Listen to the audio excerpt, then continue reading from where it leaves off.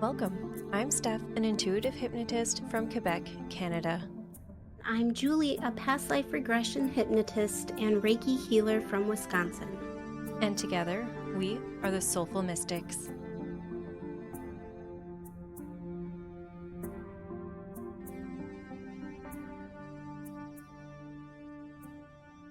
Hey friends, Julie here. Today I want to share with you a recording of a divine guidance session I facilitated for a client. I'd like to thank you, Sarah, for graciously sharing your experience with us. Just a few things I wanted to point out real quick. First, a divine guidance session is essentially a spirit guide session. So instead of taking you through a past life regression, we are journeying right to the space of your guides, your angels, ancestors, higher self, etc. For these sessions, you'll want to come prepared with a list of questions you have for your guides. This is a space for you to be your own psychic, meaning you get the answers yourself from your guides. But not only that, this is a space where you can feel your guides and the love they have for you. Another thing I'd like to point out is that while this recording has been edited, meaning all the long pauses have been cut out, anything too personal or anything else that the client is uncomfortable sharing, we cut that out as well. When listening to this recording, because of the editing, it sounds like the client is responding immediately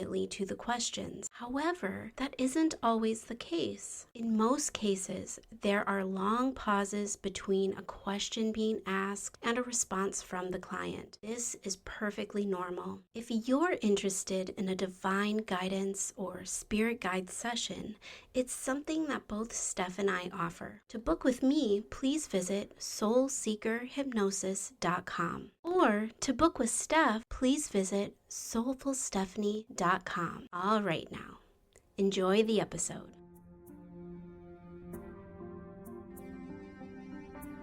Effortlessly and automatically, the details of this place become very clear. You move now to a spot in the garden where you can relax and connect more deeply with your spirit guides. Taking a minute now to let the details settle in. And Sarah, when you're ready, let me know what you're aware of here. I'm sitting on a bench. Great. There's flowers all around, and there's a fountain in front of me. Beautiful. It's white and gold, and the sky is blue and sunny. And it feels very warm and peaceful. Great. And are you aware of the presence of a guide, of ancestors, or other enlightened beings around you? My two spirit guides are with me. Good. All right. And now, is one of those guides going to step forward to answer the question, or both of the guides? I think both. Both. Wonderful. And do these guides have names? Yes. And One of them is Ulu, good. and the other is Astrid. And thank you, Ulu and Astrid, for stepping forward for Sarah today to answer some of the questions that she has. And for Sarah's first question, she would like to know, what does she need to know about her career and her soul path? It is unfolding as it's supposed to. Good. Yeah, it's just funny. Ulu is funny. He knows I want to know more, but he doesn't always want to tell me. Okay. So he has a sense of humor, huh? Mm-hmm. Is there anything he can let you in on at this time? Or she? I don't know, it feels very big and expansive, and maybe I want to know, but I am not supposed to know. I have to let it unfold. Oh, okay. But he says I already know. So I can sense the path that I'm walking is the one I'm supposed to be on.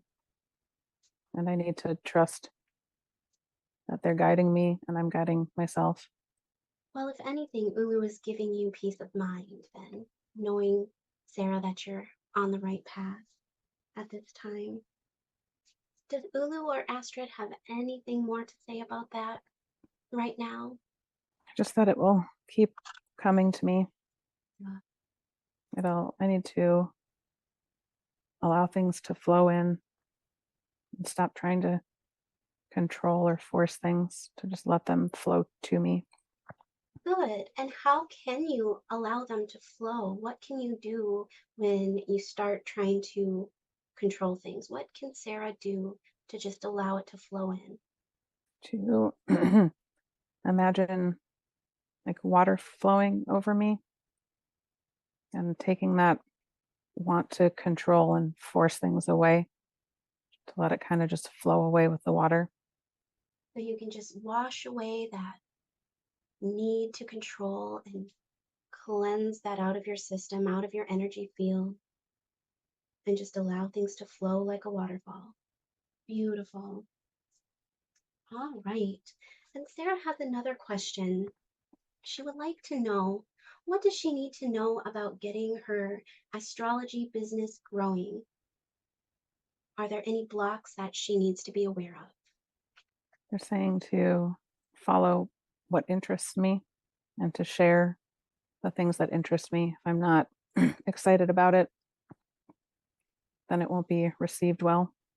And also, this the flow again, allowing it to flow to me, releasing expectations, and that I also need to know and believe in myself, that they know that I need help, letting go of a block around my confidence.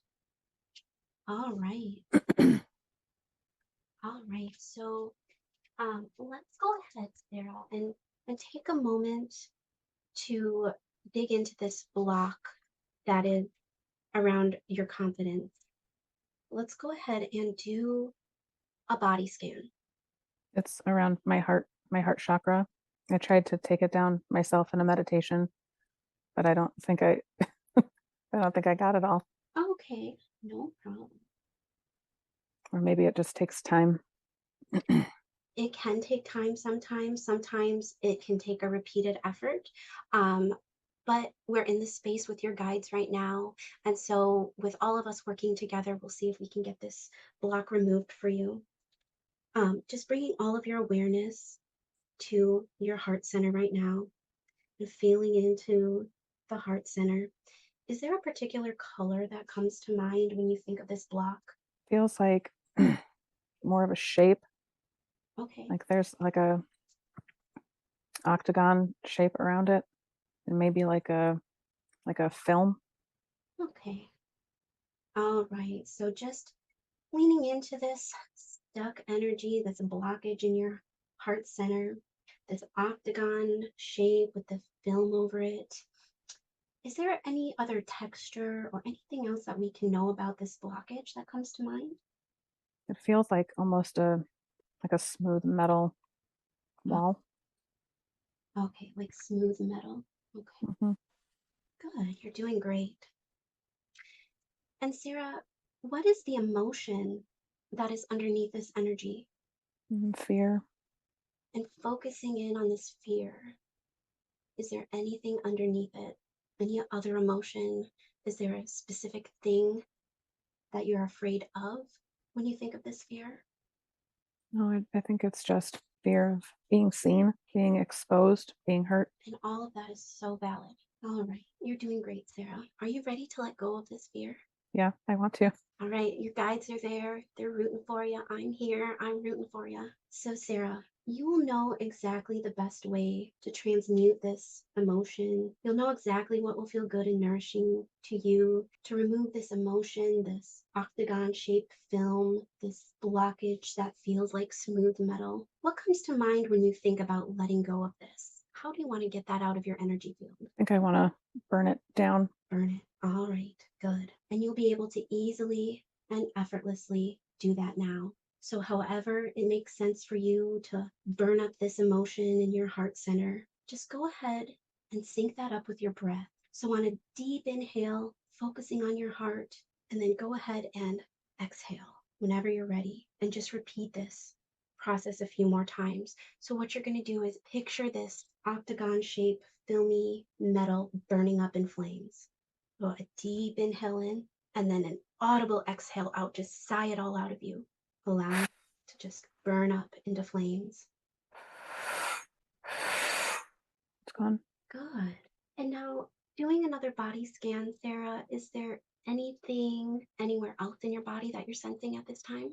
There's something with my throat. And we're going to just go back through the process, Sarah, just to dig into the throat and see what's going on there. And so, when you focus your awareness on the throat chakra, is there anything else that stands out? A shape, color, anything like that? It feels like there's just some spots like clouding it. Okay, I just want it to be a bright blue. right, nice and clear. Hmm. All right. And now focusing on these cloudy spots on your throat chakra, do you feel an emotion that is tied to these spots? I think it was tied to the fear in my heart. Still the fear. Okay. Mm. Well, I just want to dust it off. dust it off. All right. Go ahead and dust it away. And doing the breaths again, Sarah, just audibly sigh. Blow them away, dust them off, get them out of there. Take as much time as you need. It's done. Good. And how are you feeling now? Good. I think I just need to reinforce that Absolutely. in my meditations. Good. And absolutely. And know that you have the power to access this, to access your guides at any time. And now that you have all of this extra space in your heart and in your throat, what is it that you would like to transmute that energy into? What would feel really good to put in your heart chakra and your throat chakra instead? I think just love and abundance. Love and abundance. And what colors come to mind when you think of love and abundance? I feel like my heart chakra wants like a yellow and pink, Beautiful.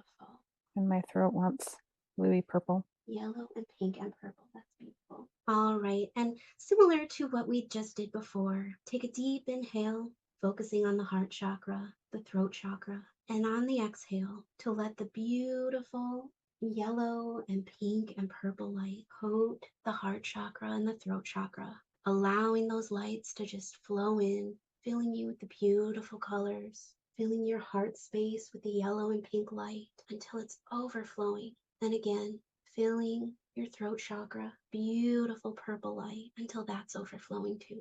Just continue to use those breaths to inhale and pull that light in. They And both feel full. good. All right. And now that your heart chakra and your throat chakra are clear of these blockages and filled with these beautiful lights, is there anything else that Sarah can know about getting her astrology business growing now that we've removed those blockages? Just to trust that my gifts flow through me and will continue to grow. Beautiful. And Sarah, in the days and weeks, even months to come, it'll get easier and easier for you to trust to trust in your gifts and just allow them to flow. And remembering, when you get into a space where you feel the need to control, just remember that waterfall and wash it all away. And Ulu and Astrid, moving on to Sarah's third question, is there any other spiritual path or practice that she should be adding to her astrology business? She's just wondering if she's on the right path. She's on the right path, and to just follow where your interest takes you. And they're also saying something about runes. Okay. Maybe looking into learning more about runes or getting back into that. They tell me I should be using touch more, Good. And what do they mean by using touch? In what way? that I can tap into some of my gifts through my hands, Good. and that I'll know more when I need to know more, Okay. when I'm ready to know more. That's beautiful. Lulu says I'm so nosy and impatient. Aren't we all? Hmm. Is there anything that Sarah can be doing more to develop her own gifts? Keep meditating. They want me to move my body more. I think that there's energy getting stuck and it's not allowing my gifts to flow like they should. Okay. But that I'm on the right path with tapping into the elements, and I should learn more about the elements to understand my gifts. But I have to get my energy out. Good. There's too much energy and it gets stuck. And do they have any suggestions, Sarah, on what you can do to move your body when the energy gets stuck? They say I just need to move it regularly because I can't tell when the energy is stuck. I Okay. won't be able to tell until I'm moving my body every day. Okay. And so do they just want you to go for a walk or dance? Yeah, whatever feels good to me. And they say they whisper in my ear, but I'm not always listening. Oh, okay.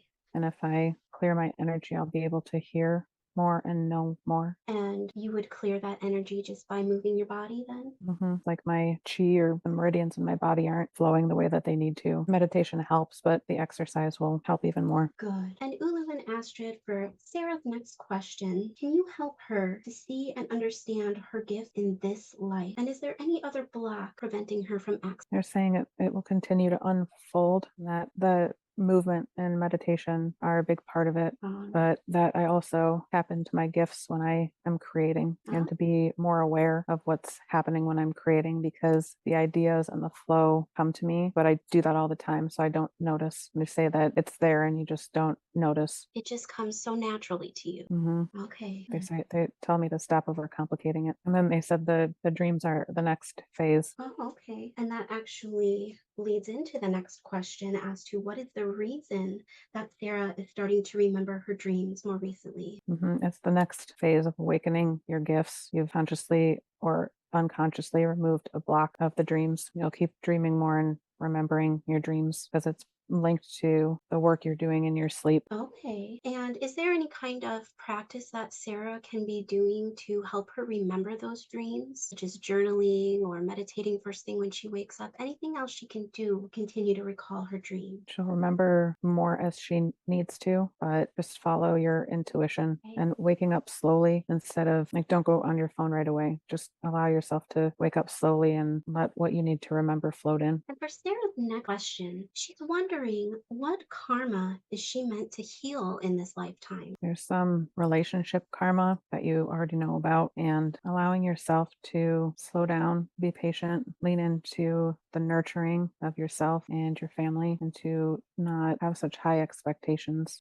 It's the shift from having to work so hard and give to being able to receive, to be receptive. Okay. The karma is around being able to keep that heart chakra open without fear, and to know that you can speak your truth and be yourself without fear of punishment or being killed or being shunned. Good. It's okay to be who you are and to allow your gifts to flow, and you're giving that gift to your children. Sarah, just know that in the coming days and weeks ahead, that it will get easier and easier for you to just slow down and lean into that nurturing part of yourself and allow yourself to open up and receive. And then for Sarah's next question, is there a spiritual reason that she is holding on to extra weight? She's trying to hide. Ah, She's scared to step into her full power because she's been hurt so many times in past lives. okay. And what can Sarah do to help resolve this issue? She needs to know that she's safe and protected and that we're here to protect her. This is the life for her to live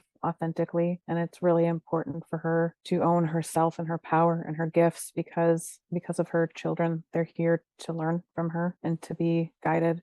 And even though it may not seem that way, it's more important than she knows that she's overthinking it. She's holding on when she needs to let go and trust. She's doubting herself when she needs to just listen to us and trust and believe. Good. And when Sarah gets into into a space where she's trying to hide, and how can she know that you're there? Do you give her signs and symbols when she's feeling this way that she can pick up on and recognize that her guides are around her? She knows we're always with her. Going forward, Sarah, when you start to feel this way, when you maybe just want to hide or you're doubting yourself, getting into the practice of calling upon your guides, asking them to be there, to send you love and to calm you, just to center yourself and get you back into balance. She feels too much and lets it overwhelm her system, which is why we need her to get the energy out. Okay, and so that would be a good time to start moving. hmm Okay,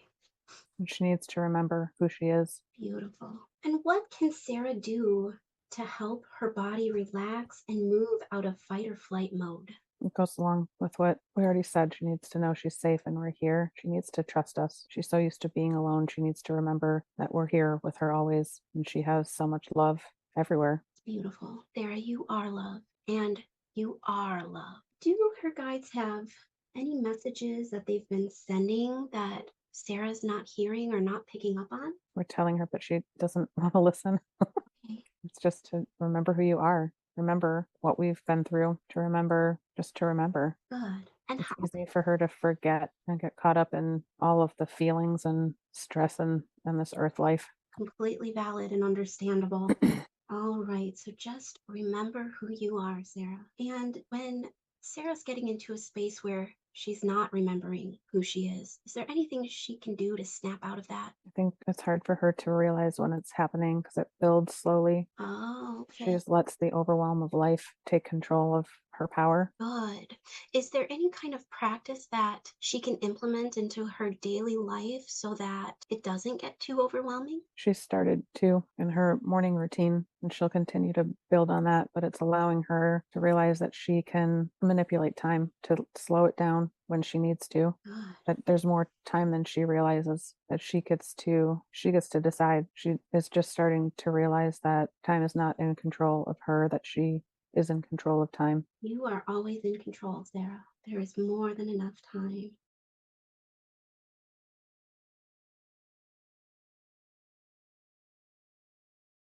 There are some at work. There's a few soul contracts at work. They're not big ones, but just we agreed to meet at this time for a reason, for me to play a role in their work experience and to trigger them remembering something that they're supposed to do. But I just need to keep doing what I'm doing and not deal with any shenanigans. Good. No shenanigans for Sarah. No, no shenanigans. Wonderful. And are there any last messages for Sarah before she leaves the Garden of the Guides today? Just that I need to check on my cousin. I've been thinking about her and I haven't checked in and I'm not listening to them. Okay. They plant people or things I need to do when they pop into my head, and I usually know what to do, and I have been avoiding reaching out to her for some reason. I need to text her when I'm done. And is there anything else that you need to know about reaching out to your cousin? I think she just needs some care and love, and Okay. to know that she's not alone. I think her husband might be traveling this week and she's alone with the kids Uh, and she's feeling overwhelmed. okay. So this would be the perfect time to reach out to her then. Mhm. And that's it for today's episode. Until next time, stay curious.